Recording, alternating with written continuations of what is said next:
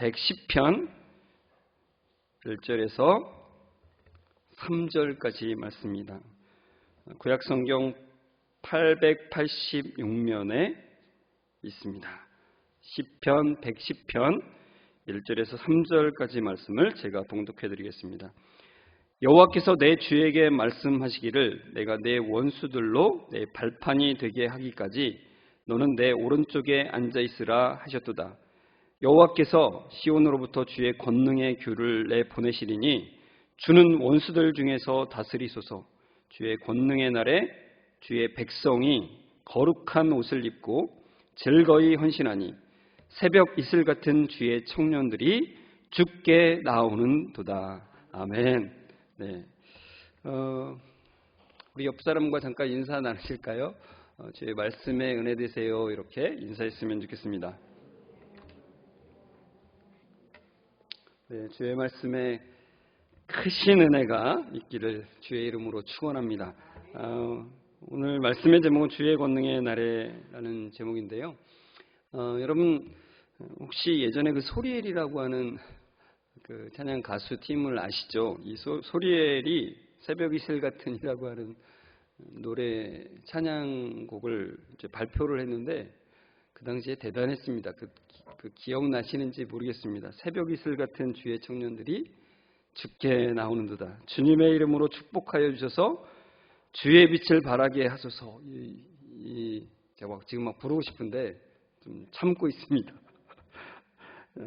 이 찬양곡의 인기가 정말 엄청났습니다. 그러니까 그 일반 가요계에서로 말하면은 무슨 가요 톱10 이런 거에 1위를 그냥 5주 연속 했던 그런 노래와 비슷한데 정말 최고 유행 히트 찬양곡이었습니다. 그리고 오랫동안 그 뒤로도 이제 많이 불렸죠. 청년부에서도 많이 불렀고 특히 청년부 헌신 예배 때는 꼭 빠지지 않고 불렀던 노래입니다. 근데 가사는 주로 이제 청년들이 즐거이 헌신함과 그들이 빛을 발하도록 축복해 주시기를 바라는 이제 내용이죠. 여러분 우리가 이제 이 시편 110편 3절만 보면은 이 주의 청년들에게 포인트를 맞추어서 이제 볼 수 있습니다.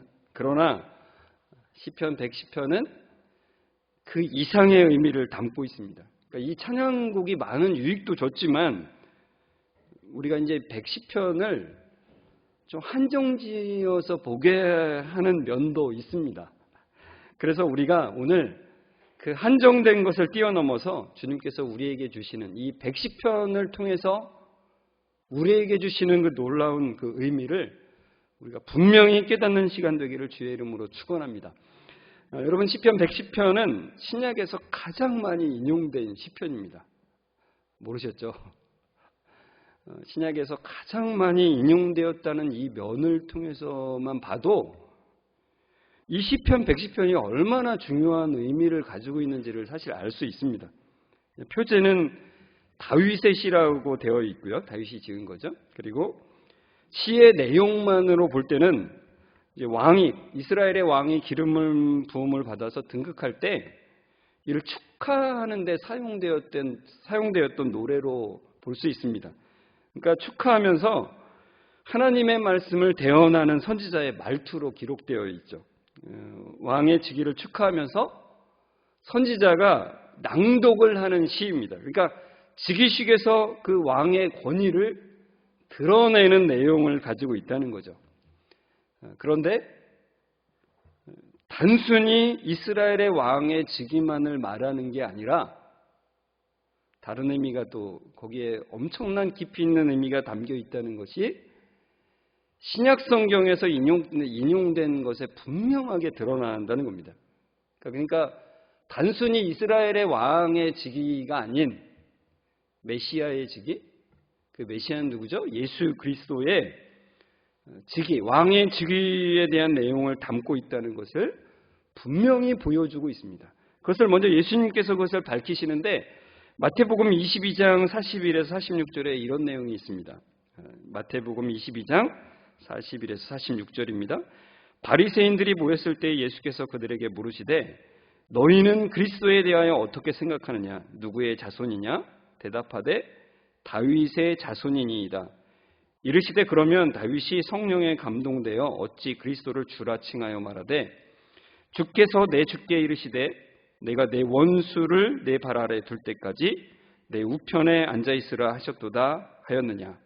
다윗이 그리스도를 주라 칭하였은즉 어찌 그의 자손이 되겠느냐 하시니 한마디도 능히 대답하는 자가 없고 그날부터 감히 그에게 묻는 자도 없더라. 예수님께서 친히 이 시편 110편의 말씀을 인용하셔서 이제 말씀하시는데 44절에 주께서 내 주께 이르시되 이렇게 할 때 첫 번째 주께서는 시편 110편 1절에 나오는 여호와께서를 말씀합니다. 그러니까 성부 하나님을 말씀하는 거죠. 그 다음에 이어지는 내 주께는 시편 110편 1절에 내 주에게를 말하는 것인데 바로 메시아를 말하는 것입니다. 메시아는 다윗의 후손으로 오시는데 왜 다윗이 자기의 후손에게 내 주께라고 말을 했냐 이거예요. 내 주께라고 호칭을 했냐 이거예요. 여러분 자기 자손에게 주님이라고 말하지 않잖아요. 그죠? 그러니까 예수님이 물으신 거예요. 왜 다윗이 자기의 후손에게 내 주라고 말을 했냐. 그랬더니 이 질문에 대답하는 자가 아무도 없었죠. 그죠? 그들은 다 모르니까요. 근데 여러분 우리는 알죠. 그게 누구라는 것을 너무나 잘 알죠. 그 메시아는 온 천지를 창조하시고 다스리시는 성자 하나님, 바로 예수 그리스도이시기 때문에 당연히 다윗의 후손으로 오시지만 그분을 향해서 반말할 수가 없겠죠. 그분을 향해서 주님이라고 호칭할 수밖에 없는 것입니다. 다윗이. 사도 베드로는 이 시편 110편을 인용하면서 이렇게 설교를 했습니다. 사도행전 2장 33에서 36절인데요. 하나님이 오른손으로 예수를 높이시매 그가 약속하신 성령을 아버지께 받아서 너희가 보고 듣는 이것을 부어주셨느니라. 다윗은 하늘에 올라가지 못하였으나 친히 말하여 이르되 주께서 내 주에게 말씀하시기를 내가 내 원수로 내 발등상이 되게 하기까지 너는 내 우편에 앉아있으라 하셨도다 하였으니 그런즉 이스라엘 온 집은 확실히 알지니 너희가 십자가에 못 박은 이 예수를 하나님이 주와 그리스도가 되게 하셨느니라 하니라. 여러분 성부 하나님께서 이스라엘 백성들이 십자가에 못 박은 성자 예수님을 오른손으로 들어 올리셨대요. 그리고 하나님 보좌에 앉게 하시고 주와 그리스도가 되게 하셨다는 것입니다. 시편 110편을 인용해서 이렇게 말하죠. 여러분 이렇게 시편 110편 1절에 하늘 보좌 우편에 앉는다는 것은 커다란 의미가 있습니다. 시편 110편 1절을 우리 다시 볼까요? 여호와께서 내 주에게 말씀하시기를 내가 내 원수들로 내 발판이 되게 하기까지 너는 내 오른쪽에 앉아 있으라 하셨도다. 분명히 아시겠죠? 성부 하나님이 성자 예수님께 왕의 즉위식처럼 성부 하나님의 보좌 우편에 앉도록 하시는 거예요. 그러니까 오른쪽이라는 것은 특권과 구별의 장소입니다. 아주 특권이 있는 장소예요. 그리고 또 다른 편으로는 성부 하나님과 동등하다는 것을 의미하는 거예요. 오른편에 앉았다는 것은요. 성자 하나님은 우리를 구하시기 위해서 하늘 보좌를 버리고 이 땅에 내려오셨죠. 그리고 인간의 몸을 입고 이 땅에 오시고 하나님의 모든 율법의 말씀을 지키지 않아도 되는 분이 온전히 순종하심으로 하나님의 뜻을 다 이루셨습니다. 십자가에서 말씀하셨듯이 다 이루셨습니다. 그리고 그 보좌를 내려오셨던 것을 다시 이제 보좌로 올라가시게 된 것이죠. 여러분 이 땅에서 예수님이 이루신 것이 무엇이라고 했습니까? 우리를 위해서 하나님을 반역한 죄를 사하시는 일을 하셨고 대신 받으시는 일을 하셨고 우리가 지켜야 될 그 율법을 대신 지키셨습니다. 성부 하나님은 언약의 모든 내용을 완전하게 지키시고 죽음에서 부활하신 그 예수 그리스도께 언약의 보상을 하시는 거예요. 그러니까 언약의 조건을 예수님께서 다 이루셨기 때문에 그 언약의 보상으로 하늘의 보좌로 다시 올리시는 거예요. 그리고 이어서 성자 하나님이신 그 예수 그리스도께 모든 통치권을 주십니다. 그러니까 2절에 보시면은 그렇게 나오죠. 여호와께서 시온에서부터 주의 권능의 규를 내보내시리니 주는 원수들 중에서 다스리소서. 그러니까 다윗의 왕권을 세우신 곳 그 시온에서 하나님의 권능의 규, 그러니까 왕이 들고 있는 그 지팡이죠. 막대기죠. 왕의 지팡이. 그 규를 보내시는 거예요. 그러니까 왕권의 상징인 그 권능의 규를 성자 예수님께 주시는 겁니다. 그리고 주는 원수들 중에서 다스리소서라고 선포가 됩니다. 메시아로 오시는 왕 예수 그리스도가 원수들을 점령하셨음을 공포하게 하시는 거예요. 그러니까 여기서 이제 원수들 중에서라고 하는 그 말은 그 원수들의 중심부, 심장부를 점령하셨다는 의미입니다. 그러니까 원수들이 있는 그곳에서도 그 왕의 권력이 미치는 영역이 되었다는 것을 의미하는 것입니다. 그러니까 모든 원수들의 세력을 그 예수님께서 무력화시키셨다는 것을 의미하는 것이죠. 여러분 이것은 그 창세기 3장 15절을 생각나게 하죠. 창세기 3장 15절에 이렇게 되어 있습니다. 내가 너로 여자와 원수가 되게 하고 내 후손도 여자의 후손과 원수가 되게 하리니 여자의 후손은 내 머리를 상하게 할 것이요 너는 그의 발꿈치를 상하게 할 것이니라 하시고. 여러분 여자의 후손은 누군지 아시죠? 바로 메시아 예수 그리스도시죠. 그 예수 그리스도가 원수의 머리를 상하게 하실 것이라. 원수의 모든 것을, 모든 세력을 무력화시키신다는 것을 의미하는 겁니다. 그러니까 같은 말씀인 거죠. 성부 하나님께서 다 이루신 성자 예수님을 하늘 보좌 우편에 앉게 하시고 그리고 왕의 권능을 부여하시고 원수들을 점령하셨음을 공포하시는 겁니다. 그리고 이어지는 정말 중요한 언약의 보상이 뒤를 잇습니다. 그것이 이제 3절에 나오는 말씀인데요. 주의 권능의 날에 주의 백성이 거룩한 옷을 입고 즐거이 헌신하니 새벽 이슬 같은 주의 청년들이 주께 나오는도다. 이렇게 말씀하죠. 그러니까 여러분 성자 예수님이 성부 하나님께 왕의 권능을 부여받는 그날에 그의 백성들이 나오는 거예요. 그러니까 여러분 예수 그리스도께서 하늘 보좌를 버리시고 가장 낮은 자리로 내려가신 이유는 그의 백성을 구원하시기 위해서죠. 그래서 가장 낮은 자리로 내려오셨다가 이제 다시 그 보좌로 올라가셨으니까 그 왕권을 부여받으신 그분 앞에 그 구원함을 받은 백성들이 그 왕에게 나오는 것이 당연한 것이죠. 그 권능의 날에 그의 백성들이 거룩한 옷을 입고 새벽 이슬과 같이 나오는 것입니다. 여러분 그 아침에 풀밭에서 좀 풀밭도 좀 이렇게 쫙 펼쳐진 풀밭, 잔디같이 쫙 펼쳐진 그런 풀밭에서 햇빛에 반짝이는 이슬을 혹시 보신 적 있으십니까?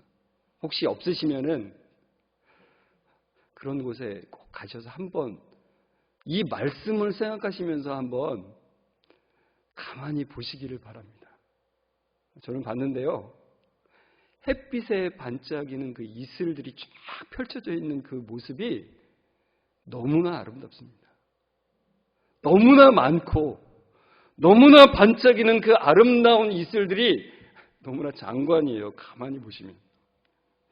그러니까 여러분 그 셀 수 없이 많은 이슬들이 빛나는 모습, 그것이 바로 주님의 구원받은 백성들이 흰옷을 입고 반짝이는 그 얼굴에 그 광채가 나는 그 얼굴로 주 앞에 나오는 것과 똑같다는 것입니다. 여러분 그 장면을 가만히 보면은 계시록 7장 9절 말씀이 생각이 나죠. 이일후에 내가 보니 각 나라와 족속과 백성과 방언에서 아무도 능히 셀 수 없는 큰 무리가 나와 흰 옷을 입고 손에 종려 가지를 들고 보좌 앞과 어린 양 앞에 서서 이렇게 나오죠. 무슨 모습인지 아시겠죠? 아무도 능히 셀 수 없는 큰 무리였고 흰 옷을 입고 있었습니다. 그들의 얼굴은 얼마나 반짝였을까요? 광채가 났겠죠. 수없이 많은 새벽 이슬들이 빛나는 모습과 이 모습이 겹치지 않습니까? 제가 그 그림으로 같이 띄워놨죠. 한번 상상을 한번 해보십시오. 저 그림이 다 보여주지 못하잖아요, 사실. 상상을 한번 해보십시오. 새벽 이슬같이 풀밭에 쫙 펼쳐져 있는 반짝이는 그 이슬들처럼 흰 옷을 입고 그 얼굴에 광채가 나는 수없이 많은 아무도 능히 셀 수 없는 수많은 사람들이 자신들을 구원하신 그 영광의 왕, 그 영원한 왕, 그 권능의 왕 앞에 나아가는 모습을 한번 상상을 해보셨으면 좋겠습니다. 그들이 큰 소리로 외치는 게 무엇이었죠? 이렇게 외쳤죠. 큰 소리로 외쳐 이르되 구원하심이 보좌에 앉으신 우리 하나님과 어린 양에게 있도다. 그러니까 구원은 우리의 의지도 아니고 우리의 노력도 아닙니다. 오직 보좌에 앉으신 우리 하나님과 우리 어린 양 때문입니다라고 고백하며 나아가는 것이죠. 여러분 그것이 상상이 되십니까? 그래서 이 시편 110편 3절은 좀 이렇게 번역되는 게 좋습니다. 제가 그 원어상과 시편 그 110편 전체의 의미를 이제 볼 때 이렇게 번역을 해봤어요. 주님의 거룩한 백성들이 기쁨으로 나아갑니다. 주님의 권능의 날에. 주님의 거룩한 자녀들이 기쁨으로 나아갑니다. 새벽녘 이슬과 같이. 그러니까 청년들로 사실 번역되기보다는 자녀들로 번역하는 것이 시 전체의 의도에 사실 맞습니다. 그러니까 위에 단에 있는 그 백성들과 사실 아래 단에 있는 자녀들이 사실은 같은 의미입니다. 주의 백성들, 주의 자녀들이죠. 그러니까 주님의 권능의 날에 그 거룩한 백성, 즉 하나님의 자녀들이 새벽 이슬같이 기쁨으로 나아가는 모습이라는 것입니다. 여러분, 바로 구원받은 우리가 이미 주 앞에 나아갔죠. 여러분 주 앞에 나아가셨습니까? 그 구원함에 받은 그 기쁨의 감격으로 우리는 이미 사실 주 앞에 나아갔죠. 그리고 주님께서 재림하는 그날에도 우리가 주 앞에 나아갈 것입니다.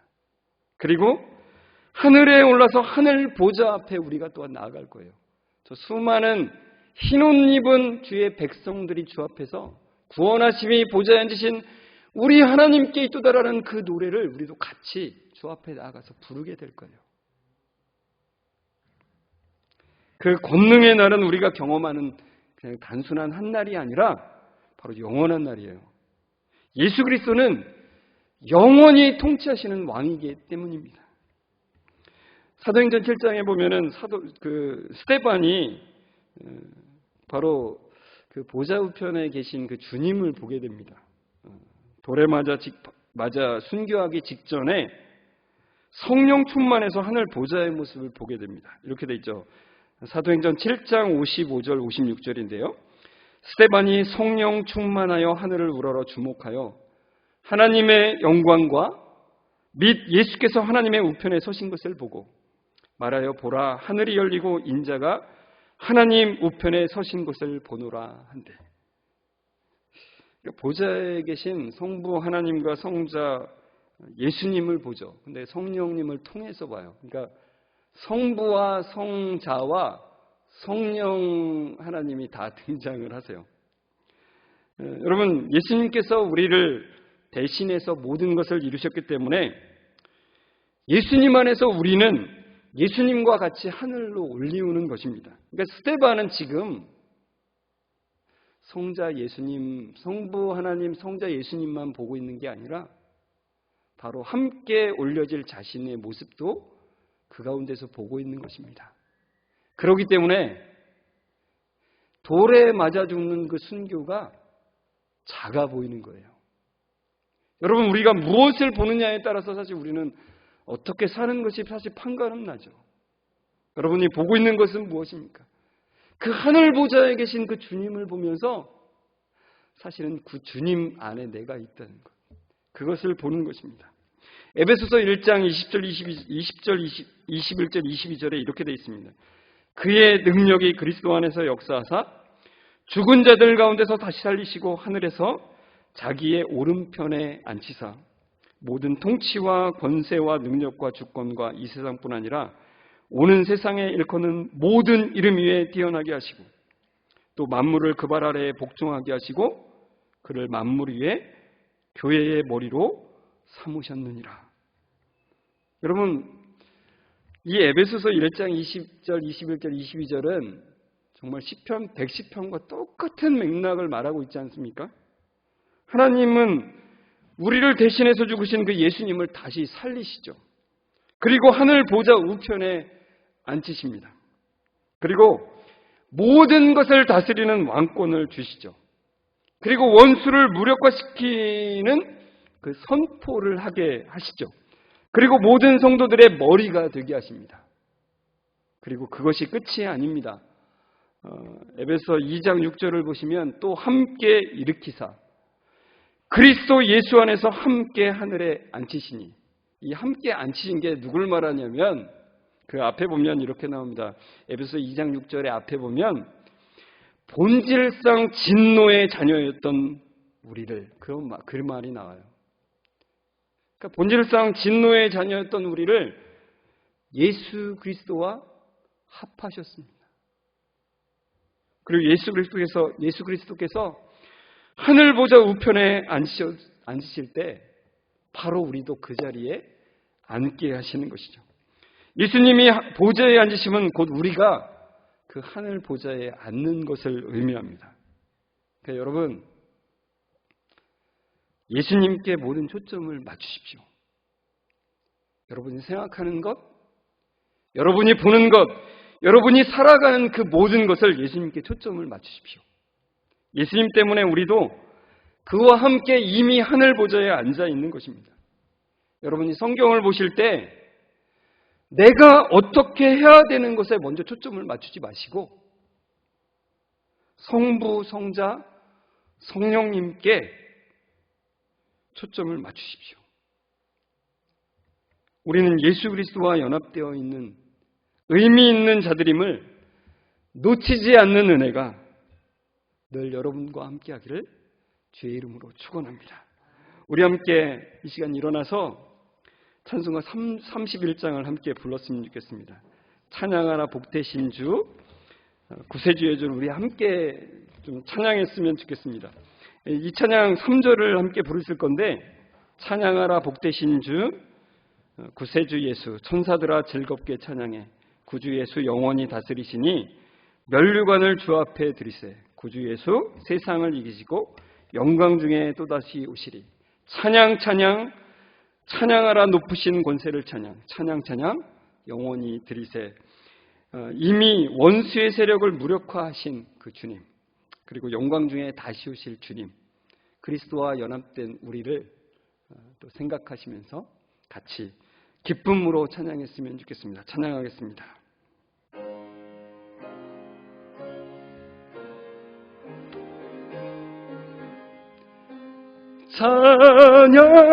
찬양하라 복되신 구세주 예수, 천사들아 즐겁게 찬양해, 그 주 예수 영원히 다스리시니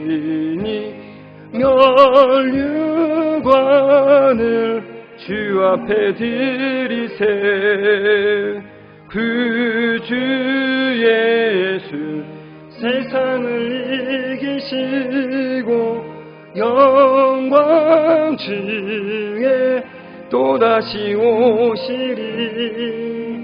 찬양하라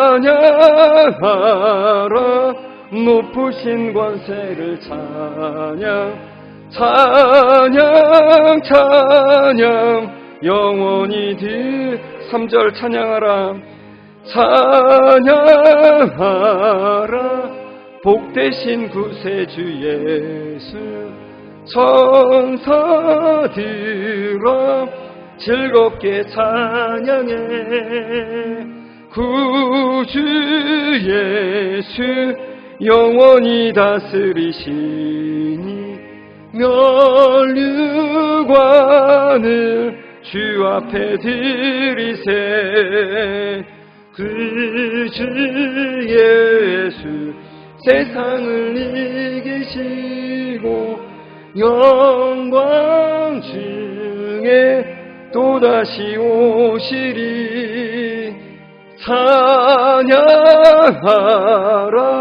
높으신 권세를 찬양 찬양 찬양 영원히 드리세.